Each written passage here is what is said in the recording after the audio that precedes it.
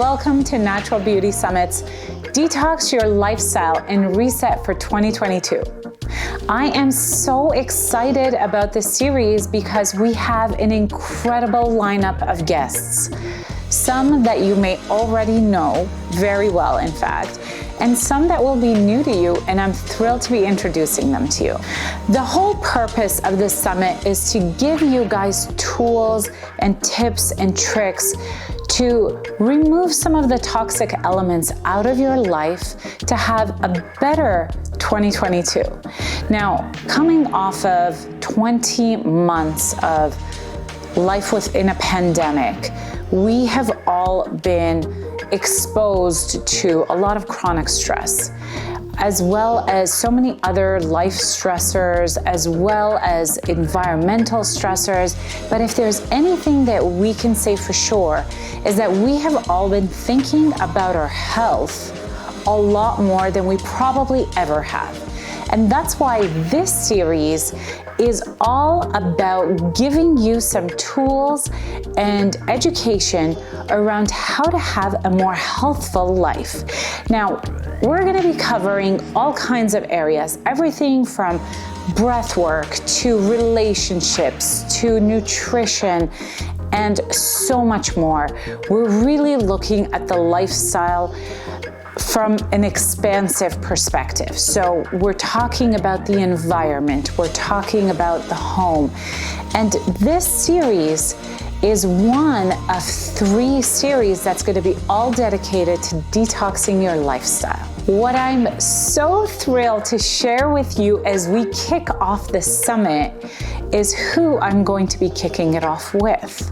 Now, this person has been an absolute pioneer and has set so many of the standards that we have been living by in the clean beauty and conscious, not just clean beauty, but clean everything space.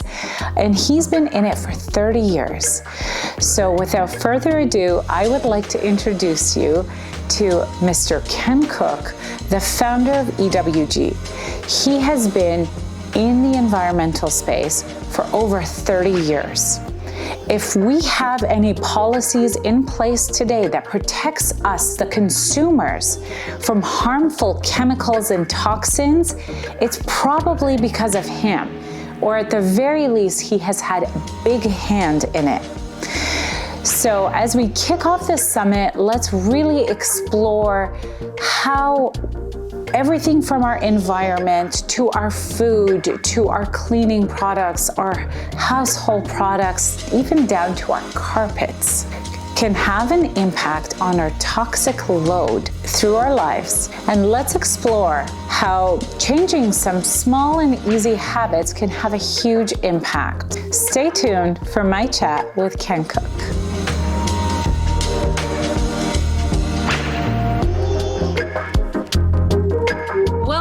Natural Beauty Summit. This series, we're going to be talking about detoxing your lifestyle and resetting for 2022. I couldn't be more excited, more thrilled, more overwhelmed that Mr. Ken Cook, the OG, the founder of EWG, is going to be helping kick off the summit for you guys. Welcome, Ken. Oh, I am thrilled to be here. Thank you so much for inviting me. It's going to be fun.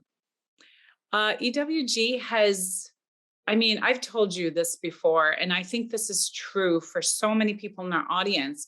It's kind of been like this, like reference encyclopedia. That's our go-to. And I know that throughout the series, as in past series, half of my interviewees are going to be talking or mentioning EWG. So thank you for doing the work you do. And I want to start with your origin story because you've now been in this space for like 30 years and EWG has evolved so much. And while you're still very much doing what you set out to do, there have been a myriad of added layers. Can you talk about why you started your work as an environmental activist and how that has evolved into what we now know as EWG?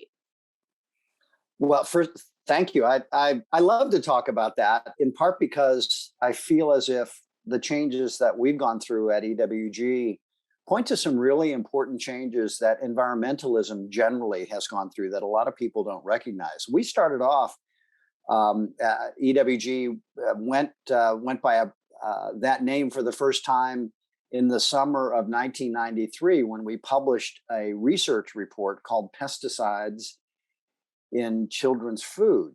And this was our attempt to try and understand why it was so important to think of pesticide regulation in a completely new way by looking at how pesticide exposure to kids was so different than it was in adults. And the ways in which we did that work, crunching raw data that we got dragged out of the Food and Drug Administration through Freedom of Information Act requests, information about dietary consumption, to model how much pesticide was in foods that little kids ate a lot of. And this was sort of the beginning of a dream come true for me. We had these brilliant analysts, we had computer programmers. This was in 1993. Wow. Who figured out a way to basically say, hey, you know what? If we were really being thoughtful and protective of children's health, we'd expose them to a lot less pesticide in the fruits and vegetables that they commonly eat than we do now. And so, and that report, along with a report from the National Academy of Sciences that came out, no coincidence, around the same time, and some of the same people at EWG were involved in that National Academy study, really established a really important thing for a positioning for us, which is we wanted to drive debate with science-based facts, reasoning, arguments, criticism where it was relevant of government policy and standards. So we started off as kind of a think tank that could throw a punch. And our whole focus at that time was public policy. We thought that this report would come out, it would make news, the news would generate conversation and pressure on Capitol Hill, and then Congress people would respond, representatives and senators. And it did work that way for many years. We saw that our report had a big influence on a pesticide reform law in 1996, the Food Quality Protection Act, and on regulatory decisions thereafter. And we are still pursuing a lot of that model. Original research, a lot of really talented, now much bigger staff of data nerds who will go out and get huge government data sets or create data sets from publicly available data, like the Skin Deep website that we were talking about before the show. And the combination of that with our analysis was for many years intended to change public policy. But that is what is different now. Should I talk about that, or am I filibustering too much? No, this is great because Okay. as someone who has been following EWG since, I want to say, in my teens, like it's been a long time. I didn't even realize that like the public policy was a part of I just thought it was, the information was there for me to go. So I, as a consumer, can make decisions. And I think that segues into how it evolved.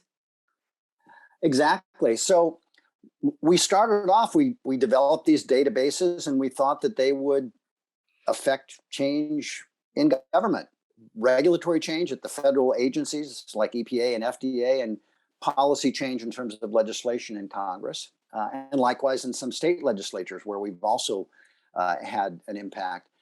But over time, an interesting thing happened. And one of the first places it happened was with pesticides. When we decided, when people kept asking us, well, you keep saying that EPA's standards aren't strong enough, and you've been bringing this up with them for a long time now. This is maybe 10 years into our work. And so we started thinking, well, what can we say to people that is actionable for them to do to protect themselves? So we kind of backed into what we call the citizen consumer side of things, where we wanted to give people information that our scientists said, hey, you know, we definitely want the government to do its job, but until it does, here's something that maybe someone who's 6 months pregnant or who's had some bad news at a doctor's visit, someone who's really hungry for the information could use. So we started off and we did a pesticide piece called the Dirty Dozen. So we analyzed government pesticide residue testing data for fruits and vegetables and other foods. And we basically said, hey, here are the most contaminated fruits and vegetables based on our analysis of the residue data, the toxicity of them and the amount of residues we found. And here are the dozen or so fruits and vegetables most contaminated. You should probably try and buy organic if you can find and afford it. And organic isn't always findable and affordable by everyone we were talking to. And so depending then we took on where you are, your financial circumstances, all kinds of factors. Time of year, sometimes in the wintertime, it's just not as plentiful or available. And then the other thing we did was we said, well, what about the people who are in that situation, who can't find or afford organic? Why don't we give them the Clean 15, fruits and vegetables that are grown conventionally, that the data, the produce and testing data show are pretty clean because of the types of pesticides are used, when they're sprayed. All of that can lead to lower residue. So we had the Dirty Dozen and the Clean 15. That was our first attempt to do it. And I have to say, for years, we noticed we got media coverage, but then I started running into people. Maybe I'd be giving a talk or being invited to speak to on a panel someplace. And people would come up to me afterward and say, your Dirty Dozen guide is on my refrigerator, or I have it in my purse or my wallet. And I'm not the swiftest strategist on the block, but even I began to think, maybe this direct-to-consumer thing, and this is right as the internet's catching on, right? We weren't having to go through newspapers anymore and having people clip out the article that had the list in it. They were coming to our website.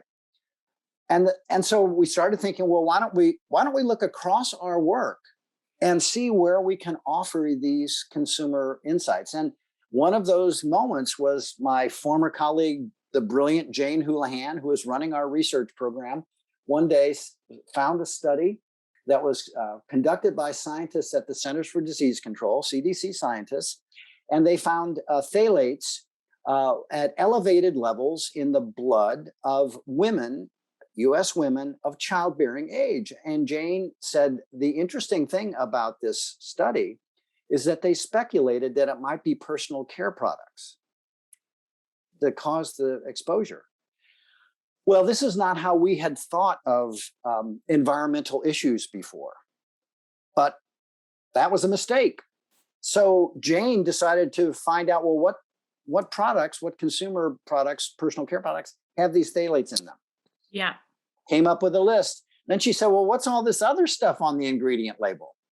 Oh my God. And then she said, how are these things regulated? Well, they really weren't regulated. The regulatory agency was located inside the trade association for the cosmetics industry. And it was funded by them. And they picked the staff and they, managed the whole process. It was a completely self-regulated industry. So we realized pretty quickly then that the environment doesn't just mean air pollution or water pollution or wilderness or polar bears on melting ice caps. It also is this intimate consumers mediated engagement we have with our environment, and that the skin, being our largest organ, was,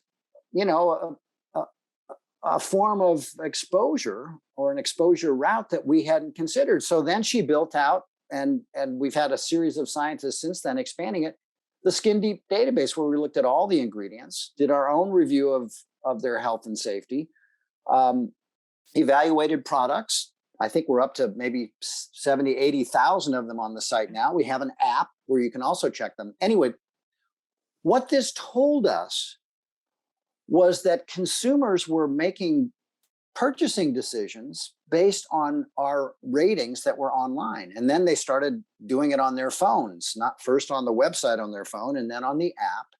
And the feedback we were getting from consumers told us that even if Congress wasn't going to pay attention, and they still haven't really done their job to pass a new law to fix this outdated regulatory system. They need to do that. I'll talk about that towards the end. But we realized that we were directly interacting with consumers. And then we realized that there were some great companies, yours would be one of them, who were wanting to do personal care products very differently.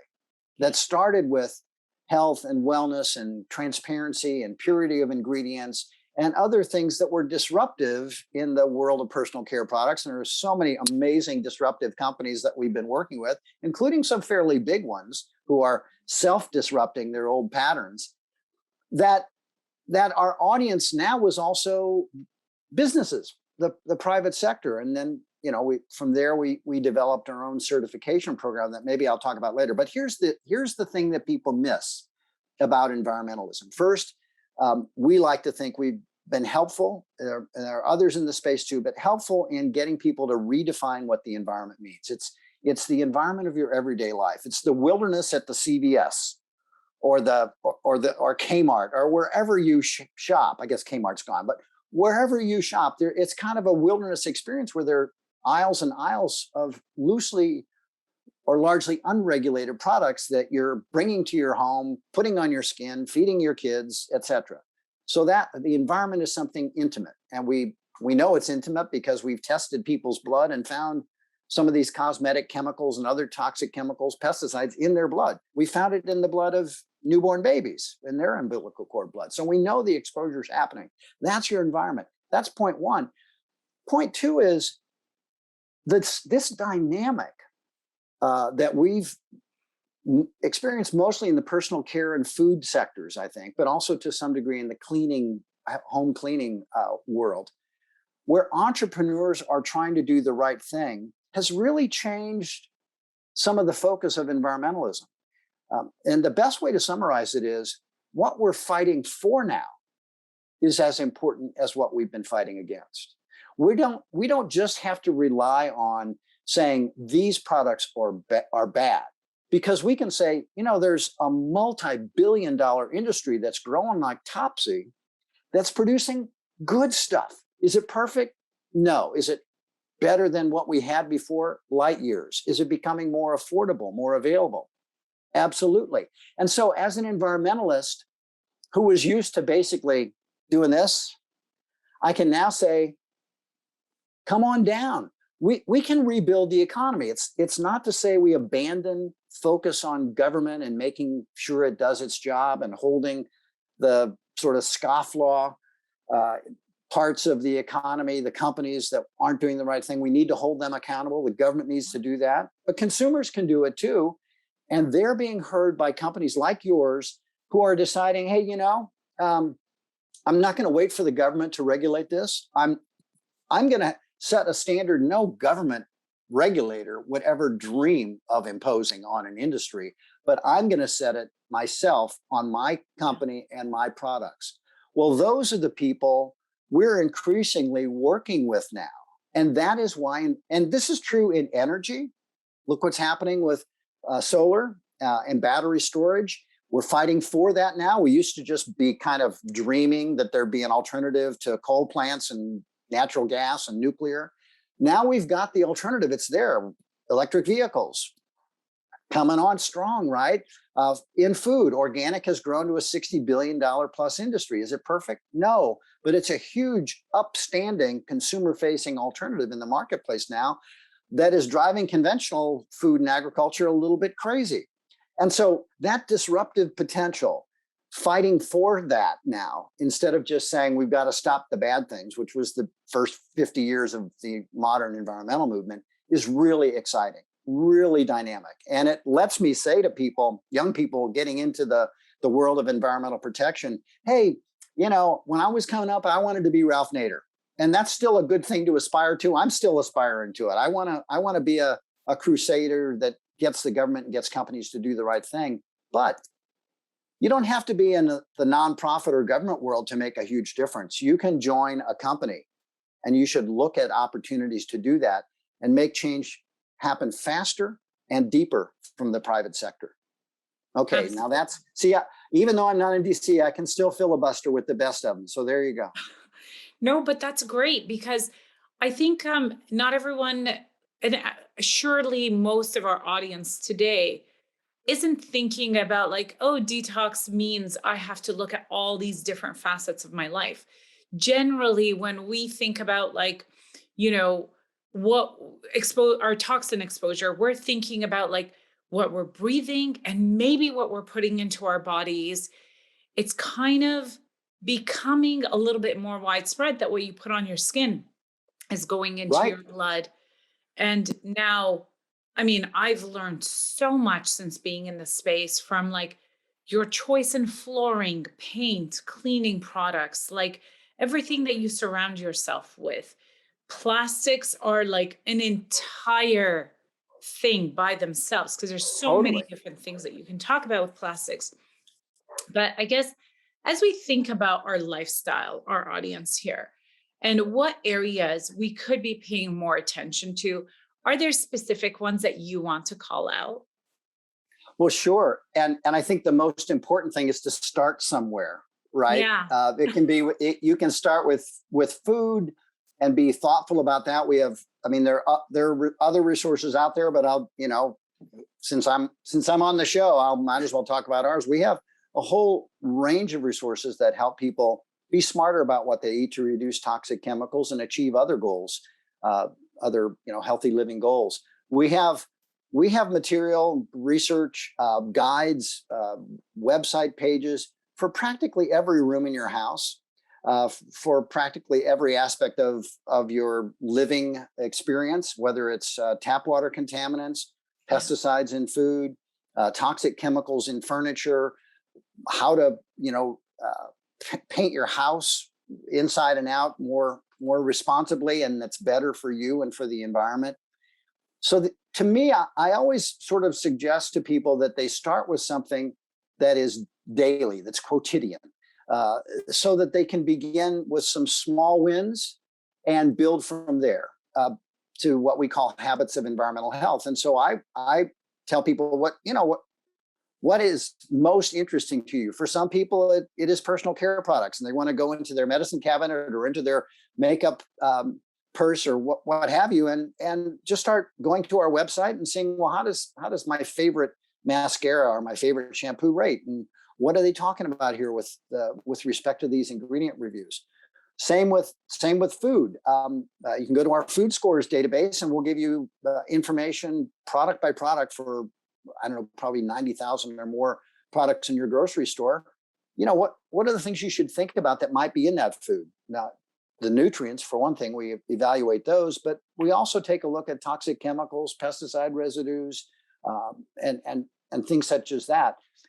I would just say to people, look, just you don't try and do it all at once. You don't have to start with solar panels or a Tesla, right? Start with something that's going to make you feel the way we want you to feel, which is good and happy about your change. And that's another thing that I'm not sure environmentalists have always done the best job about, making people think that they should feel good about what they're doing, because there's so much bad news. Yeah. Just, you know, obviously we put out a fair amount of it ourselves from our research and our, you know, evaluation of what the government's doing and what's happening in the world. No question. I mean, look at this Pfas contamination crisis. It's in makeup. It's in animals all over the world. It's in the snow at the top of Mount Everest. I mean, this was a chemical that should never have been used in many of the products it was used in. And now it's not easy to break down. Basically, it's called a forever chemical because it doesn't break down. And it's in so many aspects of our everyday life. And we're working hard to clean it up out of water and out of land and out of food and so forth. Start someplace. And we always say, you know, look under your kitchen sink. Go to our website that evaluates healthy cleaning products. See how your current products shape up. And then you don't have to throw that product away. You know, just when you go about replacing it, we want people to be, you know, thoughtful. These are mostly chronic long-term risks. The vast majority of them are. So you've got a little time to wean yourself off them. Use the product, perhaps, if you're inclined, that you've already bought. And when you replace it, start trying things that are better. When you go to our tap water database, the only place you can go in the country, and type in your zip code and find out what EWG thinks about the contaminants that the government has found in your tap water. Then we offer you choices for filtration. If you decide you see specific contaminants, we match those up to filtration systems. Sometimes it's very reasonable just to get a Brita type or countertop filter, and you can filter out your contaminants. Start there. Give yourself a win, right?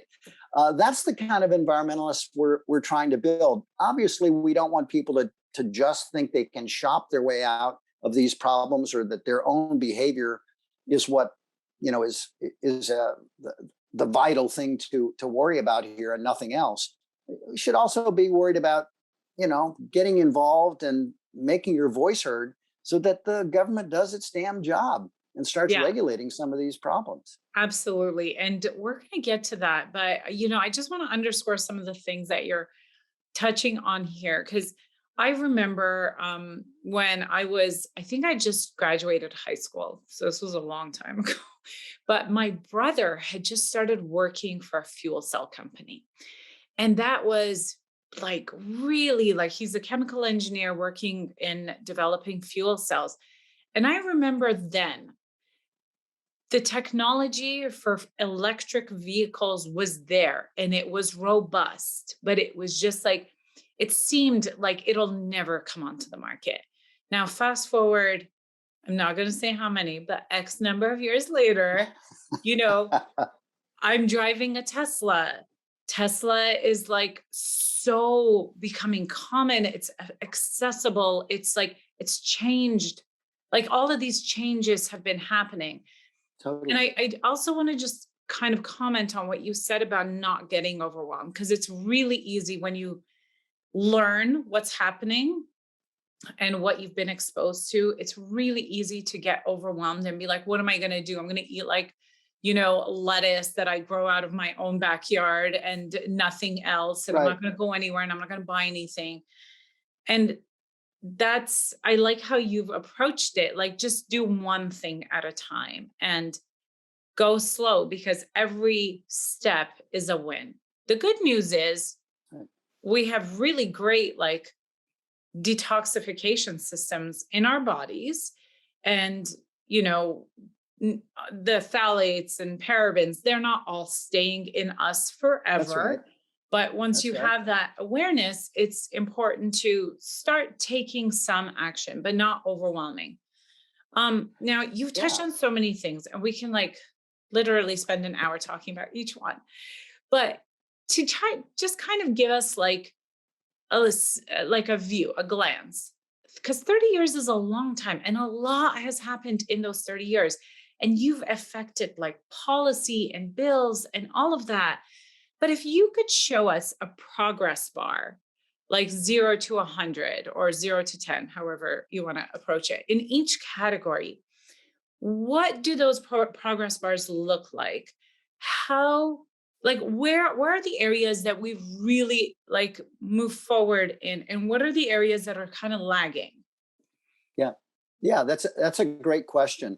And, and let me answer it by first saying that the most encouraging thing is that when I look across these various sectors of economic activity or pollution problem areas, there are an awful lot of places where the slope of the change is really exciting and shooting up. I mean, it's getting steeper and steeper. Food is getting that way, driven by consumers, a lot of it driven by the internet.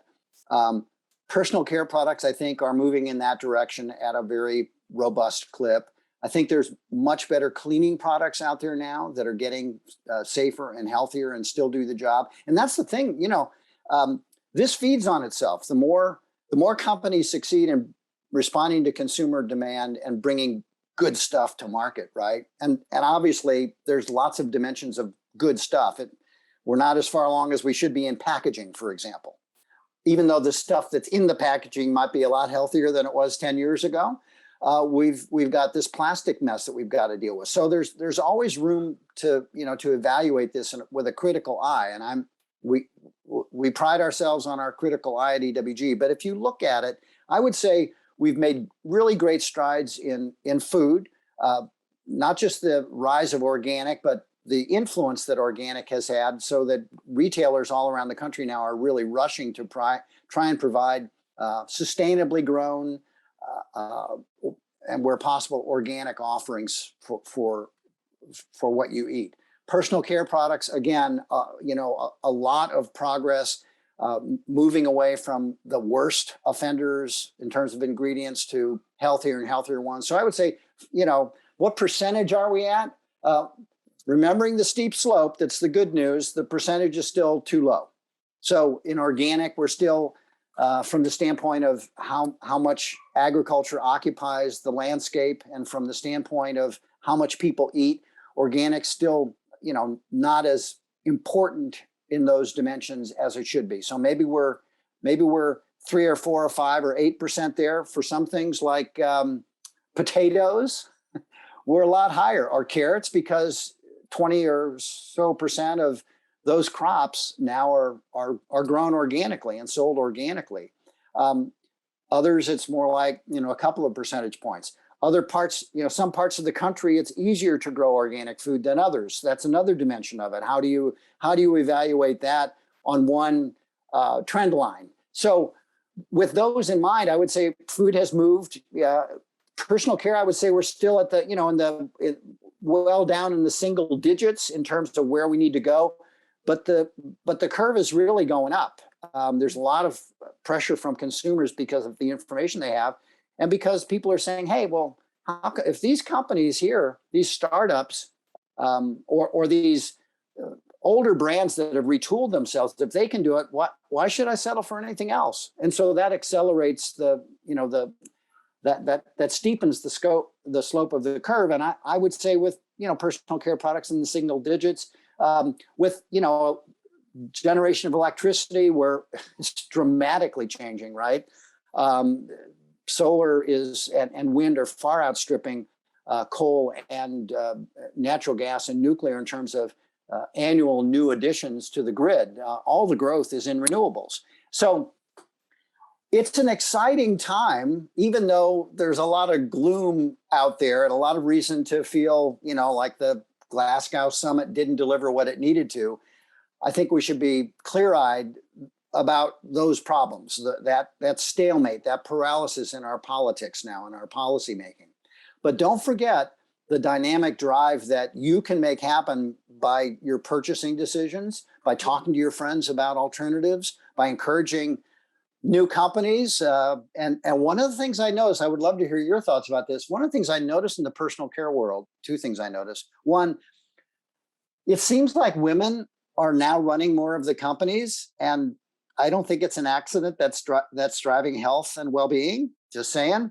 And the second thing is while the competition is out there and there's also kind of I don't know, there's kind of a mutual support amongst these companies for what the others are doing, even if they're competing. It's like, oh, that's an amazing product, that you brought onto the market. It's bugging me in terms of shelf space now, maybe, or sales, but go for it, right? And we're seeing that across the board. I would assume you've observed the same thing. I mean, that's what this summit is in some ways all about, right? It is. And thank you for noticing that, because one of the reasons I started the summit after I started my business, and part of it was to create a platform for businesses who are striving in this direction to shine and have their voices heard. And I think the women thing, though, that's really interesting. Right. Yeah, it's definitely happening. Part of the reason, I think, almost everyone that I know that has shifted from conventional to clean, it happened because of pregnancy or a birth. And Mm-hmm. I kind of call that like the gateway drug to clean. Yeah, Because no it question. really heightens your awareness. That's like the one life event that makes you think about, like, there's so many things that you can't put on a baby, feed to a baby, or even ingest Yeah. during pregnancy because it's toxic. Yeah. And Yeah. this gets people thinking.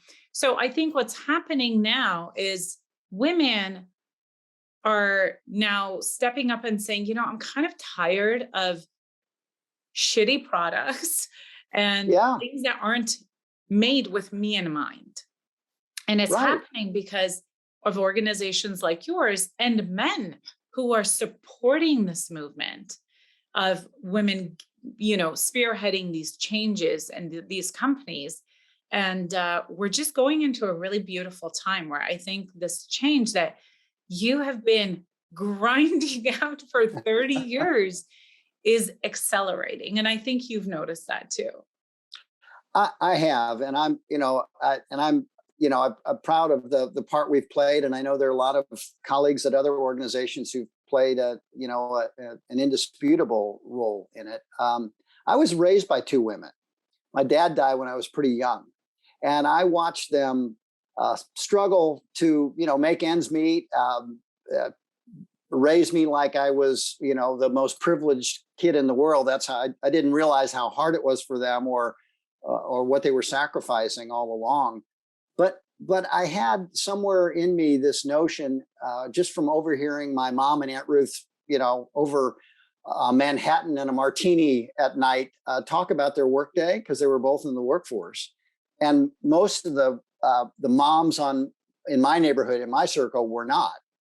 They were coming back with stories that really shaped my thinking about how women were treated when they were in the work world. I mean, there's plenty of work in the work world of domestic life too. Don't get me wrong, but they were, Oh, yeah. they were out trying to make their way, making pretty much, pretty low wages and so forth. And I can't help but notice that there are so many women entrepreneurs in the personal care space now, and women being promoted in larger companies to these leadership roles. And I just know that that's a factor for the reasons you're suggesting. That there's just a desire and an ability now, a power to make change happen, to make the products the way you want them to be made, with the attributes that you want them to have, because you've got kids, or even if you don't have kids, you're more mindful of your health, and you're mindful of the people around you. So I think it's a very exciting and dynamic time for that brand of environmental leadership. And it is environmental, right? It's an intimate environment. It's right next to us. It's not a wilderness trek. It's not, it's not a camp out in Yosemite. It's really your everyday life. And to be able to see this progress being made at such a rapid clip, and so many more opportunities to democratize it further, when that's the game, right? At this stage, from our standpoint, if it's not shaping population level exposure to make toxins less present in our daily lives, if it's not getting rid of waste like plastic, if it's not creating vast landscapes where crops are grown sustainably and in a way that's healthy for our workers and our farmers, our land, our water, if it's not at that scale, then we've got work to do. Yeah. Lots of work to do, and it's not there yet. So it's great to, I've got a few chapters left, I think, in my environmental career. I like to think I do, but I got to tell you that the pages that we've turned collectively in the past 10 or 15 years, not in Washington, D.C. or in most state capitals with new laws and regulations, that heyday was in the 70s and 80s and through the mid 90s. The big changes that have happened have happened now from the outside. And just to say it one more time, it's exciting that what we're fighting for now is as important as what we've been fighting against. The good stuff. Absolutely. You have tackled everything from pesticides to banning ingredients, and you've made so much progress, and you've, so many strides. What is keeping you up at night now? And what can other ordinary people like us do about it? Well, just generally what keeps me up at night is this whole series of things. A lot of them have to do with velocity, that we're not making the good change happen fast enough. We're running out of time, that we're doing damage to everything from coral reefs to our bodies, and we're not progressing quickly enough to address all of those. Another one is what's happened to the communications landscape. There were lots of things that were clearly shortcomings with the way the media operated, for example, in the 90s when we were coming up and making headlines in newspapers and so forth. We still do plenty of that. We do very well with our media coverage, but the environment has changed. It's all become fragmented, fractionated. Mass media have kind of disappeared. So to get the story out to people, you have to work really hard through all of these much smaller channels to get the message across. That's a challenge for an organization like ours. We like to think we've done a good job with our presence online and the tools we offer to people. Lots of traffic, 1,000 people an hour come to Skin Deep. We're very proud of that. That's very good. But what about all the other millions that we need to get there? So those two considerations dominate a lot of my thinking these days. And then, I would have to say, not to inject a political note, but at least a note about politics. It's so hard to get people to listen to one another, and so hard to get people to agree to a reasonable compromise if they think it's going to give an advantage to one side or the other. And that's really what's paralyzed our policy making process now. That keeps me up too. We have a I think the best government affairs shop in the environmental movement, and they're up there on Capitol Hill and here in Sacramento working day and night to pass laws, and they've had pretty good success. But it's really hard when someone says, that's a good idea, but I can't really sign on to that because my leadership says that would, compromise our tribal positioning. And so you no longer have that room to maneuver. That makes it all the more important for the private sector to keep adding that pressure. And in most of the cases in recent years where we've had success, bipartisan success with policy change, there's been an element of industry that's come along with us and said, we've compromised, EWG and other groups have compromised. Here's something we want to try and get on the books as a law. That's rare, but mostly it's happening because pressure on companies is getting them to realize, we could get away with this. We could keep doing business as usual, but people are noticing, especially if they're consumer facing. So those are things that keep me up at night. In terms of risks and exposures, I worry about these Pfas chemicals that are everywhere, and we have a large practice within our organization that's working on that, publishing peer-reviewed scientific papers, publishing maps where the contamination is located, and then obviously taking all of that information and harnessing citizen consumer power to go to Capitol Hill and say, hey, do something about it. And there's $10 billion in the infrastructure bill, the bipartisan infrastructure bill that President Biden just signed yesterday. And that $10 billion to clean up drinking water that has PFAS in it, contaminating it. What is the source of PFAS? Because I'm not familiar with this. PFAS is these so-called forever chemicals that were used in the manufacture of Teflon and Scotchgard, non-stick ingredients that might end up applied to furniture or carpet to shed water or oil or dirt. They're used in myriad products. They've been used in food wrappers. Sometimes PFAS have been used in personal care products because they add certain properties in the application of products to your skin to smooth the application process. They've been used in lots of ways they never should have because they don't break down in sunlight or in water or by microbes. They're geologically stable. The companies knew this was a problem decades ago, didn't tell anybody. It took litigation to pull the truth out of them.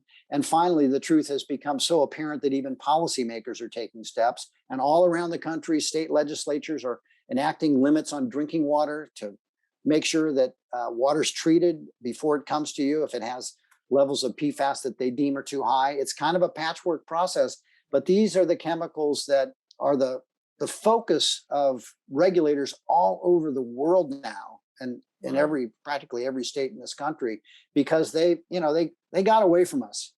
In a previous generation, it might have been DDT, might have been PCBs, the stuff that was used in the electrical grid and transformers to cool off electrical equipment, and now it's the PFAS chemicals, and they're just they're ubiquitous. There are thousands of them that are out there in different applications, and we've got to turn off the spigot so we don't introduce more of them, and then we got to clean up the mess that's been made. I think the companies need to be the ones paying for most of it, and they have in some cases, but not nearly enough. So we got to. That's something that every single day, by the time I've gotten to my desk, I've gotten emails from staff and news from around the world about this problem, and it's really a tragedy. Okay, can we include a link for on the show notes that will allow people to learn more about it and Absolutely. take some action? Absolutely, yeah. We will definitely get you. We have a lot of resources, including consumer resources. You can check our tap water database and see if it's in your water. And there, in some cases, the PFAS can be filtered out with a pretty simple countertop filtration system. And other forms of PFAS, we need to do more because we don't have systems that readily take it out that aren't really expensive. But yeah, we can definitely do that and educate people. And now's the time, because this issue has really kind of broken through, mostly because it's been detected, these chemicals, in so many water systems around the country. Wow. Well, I think what I'm kind of taking away from this conversation is that we have a lot of work still ahead of us. We've made great progress, and we still have a lot of work ahead. And I think the other thing I'm understanding is that every single person has an impact on the outcome. Yep. Every product that you purchase, every company that you vote for with your dollars, every routine or ritual you introduce into your life has an impact. And it's really, really full circle. It's not just about like me and my health, but it's my family, That's right. It's my community, it's the world, it's the whole of the environment. So thank you so much for shedding light on all of this. And I think, this is what we want to be doing. This is the time we're going into the holidays. We want to be thinking about like changes we want to make, New Year's resolutions, like That's right. to be more encompassing. And it's not just about my waistline, but it's about like my overall health and well-being and my mental health and the health of my environment, which is, I'm living in symbiosis with it. So I can't neglect it. That's right. And, go to EWG.org, and we have resources that will help you make progress and feel good about it, and join a community of people who are doing this. You're not alone by any means. And it's a growing community who are thinking intentionally, very intentionally, about what they're buying, how they're behaving, what they're doing, for the very reason you mentioned, to just, to make sure they're doing the best for their own health, their family, their community.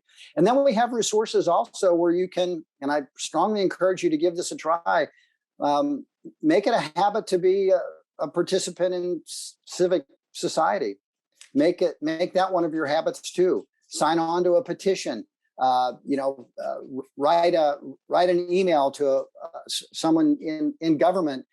We have lots of resources for you to engage in campaigns that range from getting the FCC to get smarter about regulating cell phones, because the science has changed. We know there's reason to be concerned about radiation from them, to FDA, to the Department of Agriculture, to state agencies. They need to hear from you, because trust me, they hear from the regulated industries.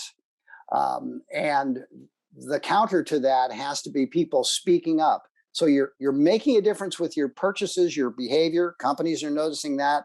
They will also begin to notice when government officials say, hey, you know, something's out of whack here. We need to move solar forward faster, including for communities that don't have many resources and could benefit a lot from having more solar panels. We need to make sure that low-income communities aren't hammered by these toxic chemicals from the plants that are located near them that are spewing pollution. All of this awakening is available to you, and it doesn't have to be through EWG. There are a lot of great groups out there. Find the ones that appeal to you, but develop those habits of citizenship right alongside your habits of environmental health. I am totally adding that to my list of resolutions, because I think that that's something that I don't do enough of. And I think it's really easy to get like overwhelmed and consume, like, I'm running a business, I'm raising 2 kids, I'm doing this, I'm doing that. And there are times that I literally fantasize about becoming a politician, and just so I can affect change. But I'm like, when am I going to do this? It has to be in retirement. So, but what I do love is, I think the last time I wrote a letter to one of these government offices was through EWG, because you prompted me and you made it so easy. So guys, if you're not already signed up, get signed up. It's like a baby step towards affecting change and making your life better at the same time. And you'll feel good about it. You'll feel good about it. Not because you've conquered or solved all of the problems, but because you're part of a community that's pulling together and reinforcing one another. And boy, do we need that now. And I congratulate you on your summit, because I think it can make a really important contribution for all of us to do that together. Thank you. Thank you so much, Ken. It has been, I can't even express how wonderful it has been to chat with you, get to know you, and be a part of EWG's mission. And I consider myself having been a part of that mission long before I started the business.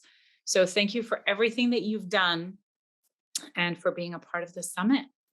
You bet. And more to come. What's next? What's next? So you guys stay tuned for more emails, more great interviews, and you guys are going to step into 2022 with a whole renewed sense of awesomeness. That's right. That's right. No holding us back, because we're protecting our health, and we're saving the planet. We just, and we ain't winning yet. So we're gonna get there. 2022 is the year. That's right. That's right. All right, guys. Thanks so much. Thank you.